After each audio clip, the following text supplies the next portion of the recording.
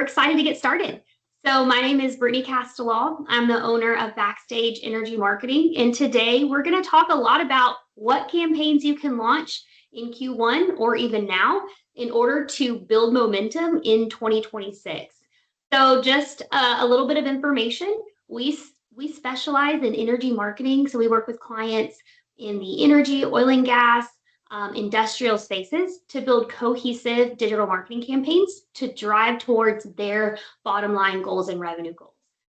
So I'm excited to talk about this, especially in December where things kind of lull out and we're not sure what to do. So this is really actionable information for you and your business to implement now and in quarter one. So let's get started. There is a chat feature in the webinar. Feel free to use that. If you have a question, drop it in the chat as we're going, because at the end, I will answer all of your questions. And I may ask you some questions. So definitely have that chat up so you can engage during the webinar. So let's get started. First and foremost, why this webinar matters, right? So most teams, and you may have found yourself in this position as well, start too late, right? Q1 becomes this planning season instead of execution because December is a time where things just stop. People are in and out, decision makers are on vacation, and nothing really moves.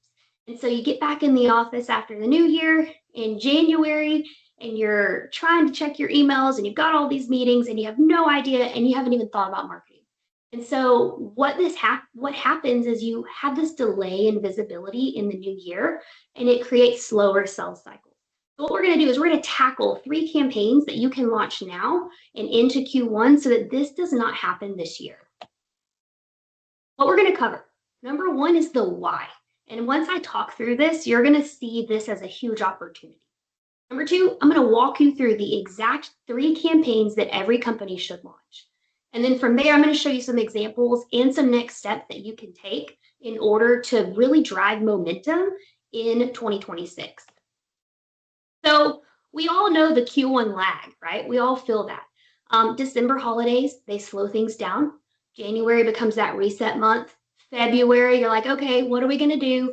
What marketing campaigns are we going to launch? Then you start building them out in March. And then April is when you actually have that first real momentum. You've lost 90 days at the beginning of the year. And that is a huge problem, but it's also an opportunity, especially if you're on this webinar, because you're going to know exactly what to do in order to lessen that gap and take advantage of that opportunity next year.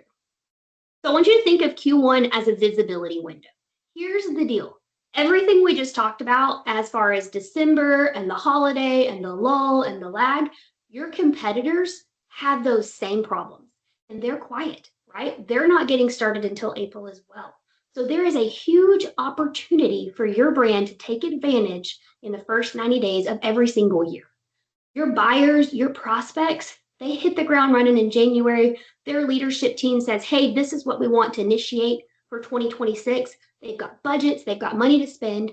They're searching for these products and services and making sure that your products and services are relevant and in front of them is going to help you bust ahead of competition in the first quarter. So basically, this is an opportunity, right? Your competitors have these same things that they're dealing with. So let's say, hey, how can we implement and what can we implement in order to stay ahead so that we can stand out as a business? So we're going to dive in to the first campaign. So I want you to drop a 1 in the chat if you use LinkedIn to book sales calls. See where we are. Is anyone using LinkedIn currently for cold outreach, booking sales calls? Got a couple of people. I know for me, we use LinkedIn every single day to book sales calls. For my personal business, it is my best channel for conversion. So I'm going to walk you through exactly how to use LinkedIn as a lead gen engine. It's all about building relationships. You're going to warm up that market and start conversations with your right prospects and the right buyers. Here's what it looks like. First and foremost, the goals of this campaign is really to get in front of the right titles at the right companies. And it's about conversation. So if you're at a networking event, or maybe you're at a trade show and you're meeting people for the first time, you're shaking their hand, hey man, how's it going? You're trying to connect on something relative and complementary for both of you. The same is true on LinkedIn. You're using LinkedIn outreach as the first touch point, just like you would at the cocktail hour or just like you would on the trade show floor. Okay. But the end goal is to book qualified meetings. So we're warming up that audience for the marketing funnel. Marketing 101, build awareness, bring them into consideration, and then convert. This campaign does all of that, but using LinkedIn messaging as the channel. What is it? So LinkedIn allows you to send messages, right? Well, this is a targeted human-led LinkedIn outreach. You can handle this in-house, or you can work with a partner like Backstage, where we offer this service. And basically, it's human to human, one-to-one conversations straight to the decision maker. Basically, you're going to build audiences inside of Sales Navigator. If you've never heard of Sales Navigator, it's a paid platform in LinkedIn that allows you to prospect. It allows you to build audiences and list and smart audiences in order to drive conversations around your products and services. From there, you're going to create personalized connection requests. You're going to create in-mail campaigns. You're going to have messaging cadences, right? We talked about awareness, consideration, and conversion. You want to have a 3-step messaging cadence. The first one is awareness. The second one is consideration. And the third one is conversion, right? That conversion element is likely booking time on your calendar for a demo, a sales conversation, or something around that. It all comes down to a relationship. Again, it's not automation. There is software that does this. I do not recommend it. LinkedIn has made it very clear in their policy that if you use a third-party software, they will completely get rid of your LinkedIn profile. And you don't want to do that because that's where the money is. So make sure you're keeping this a one-to-one relationship, very human-led LinkedIn outreach. The core components of this campaign, you have to have LinkedIn Sales Navigator, which is a paid application. I think it's $100 a month. And then you have to have a premium profile, okay? Both of those are necessary in order to launch a campaign like that. From there, you're going to create account list, lead list, target list, so that you're able to reach out and consistently build messaging around your marketing efforts, okay? This is personalized, just like if you're on the trade show floor, you're shooting the bull, you're trying to find out a little bit about them. Do you like this football team? What are you doing next weekend, right? It's a relationship. People do business with people, even in the energy and in the B2B space. So lean into that. So utilize these messages as a way to build conversations and build a relationship. You always want to follow up. We're going to talk more about this in campaign 3, but the revenue is in the follow-ups. So making sure you have a cadence of messages that are going out from a human in order to follow up and handle those responses and questions that are coming in. Is very imperative. We like to use Excel. We have the different messaging cadences built out so we know when to send. 3 days later, you're going to send this message. And then 3 days from there, you're going to send this message. It's very, very important that you have it all organized so that when the campaign launches, you know exactly what to send, who to send, and managing that inbox.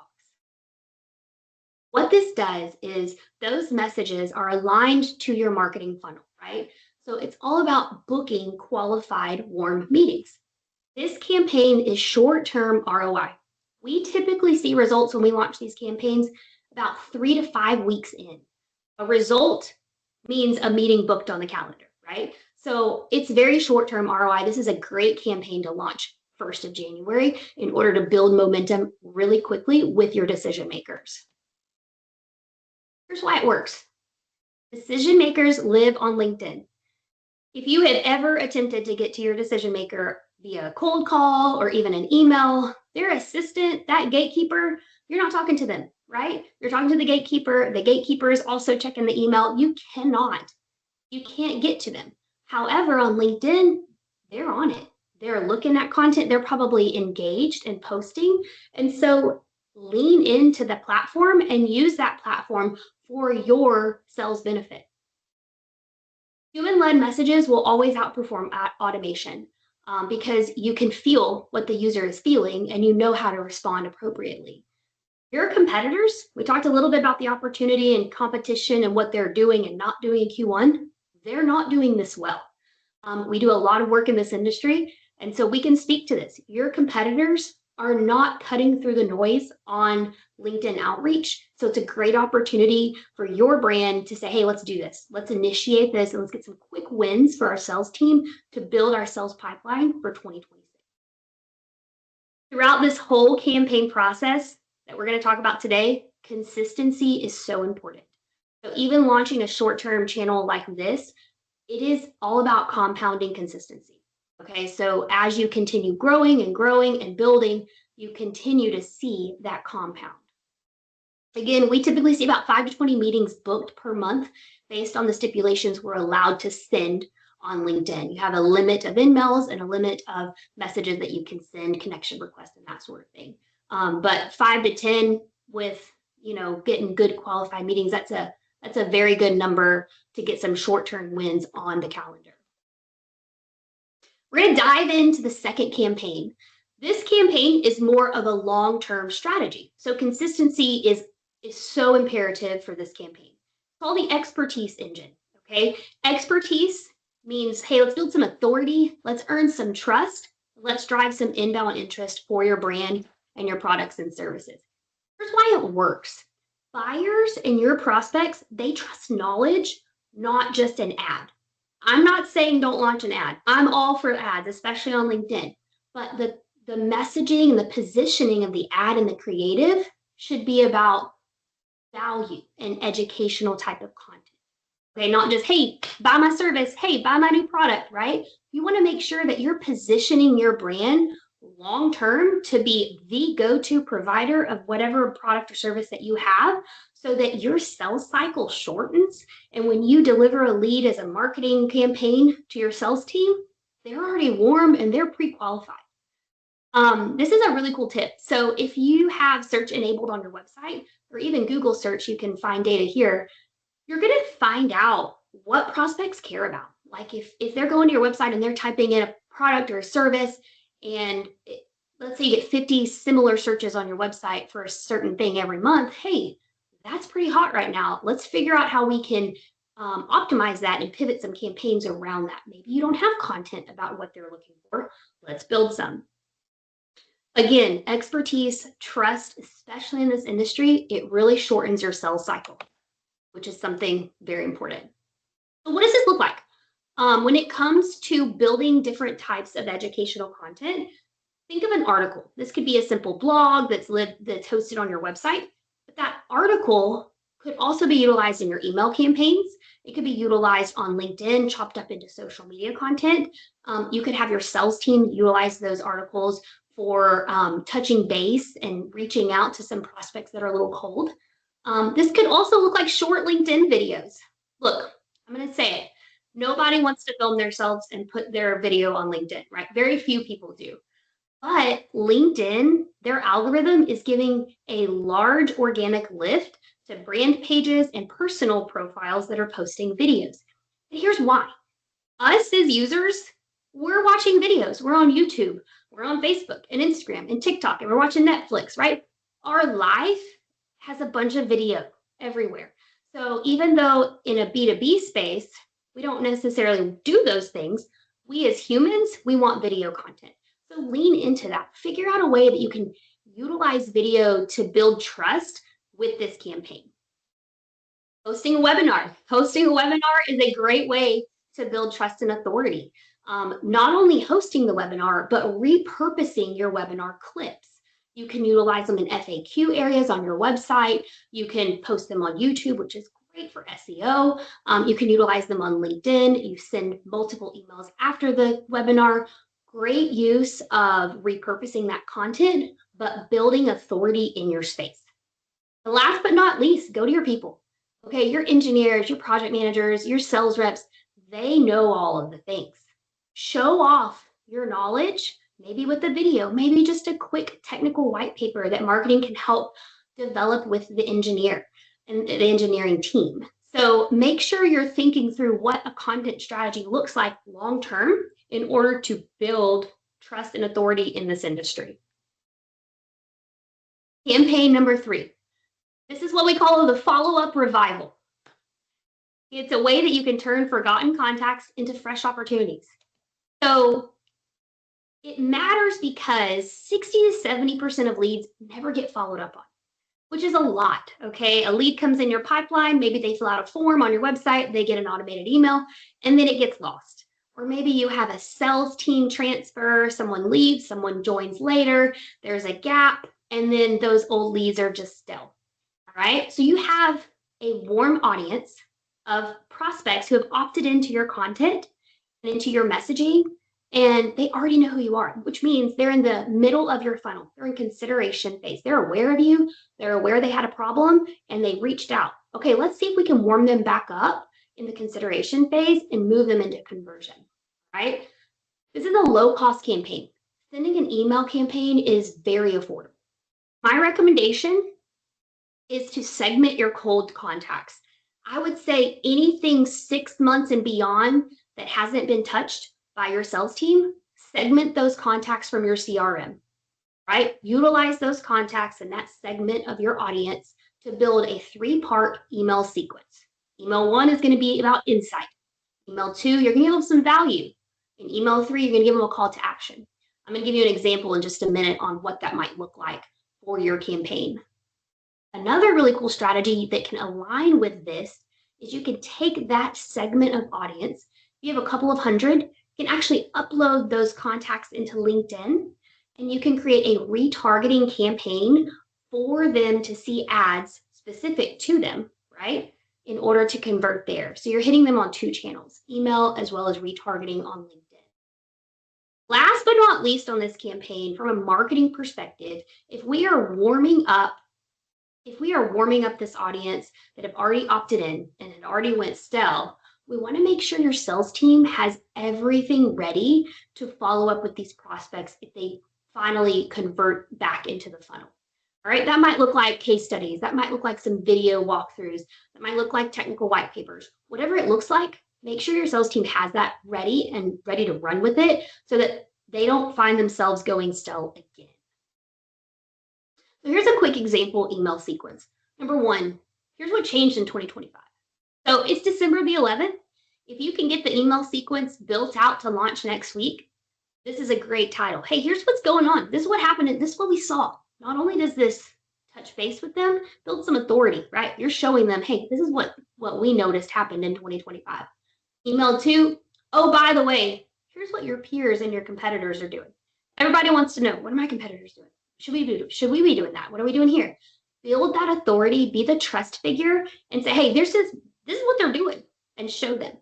Email 3, let's reconnect before 2026. Here's the deal. December is a slow month, 9 times out of 10, but there's still people in office that are working, and they will have more time to schedule and get on a call with you. Take advantage of that as a marketing campaign and see if you can book some time before the holiday season. So to recap, we've got our 3 campaigns that we went over. Number 1, LinkedIn lead gen engine. Short-term ROI, you're going to start seeing results right around the first month. Okay, get meetings booked, build out campaigns so that your sales team has a great approach and has a sales pipeline built straight into Q1 of 2026.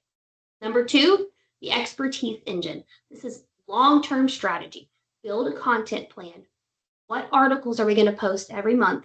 Start small. Let's do 1 a month. What are we going to build? Let's do a quarterly video, right? Put some pen to paper so that you know this is what we're going to do in 2026. And we're going to make a commitment to consistency in order to see the value of this authority that we're building at the end of the year. The expertise engine only works with consistency. You do it for 3 months, you're not going to see a lot. If you do it for 12 months, you're going to really see that's where the magic happens. And then last but not least is the follow-up revival. Really target that low-hanging fruit in your CRM so that you can make sure you're capturing and recapturing your audience that has went cold. So what are your next steps? My recommendation, pick 1 campaign to start with. The best campaign, if you have time now, start with that email campaign, campaign 3.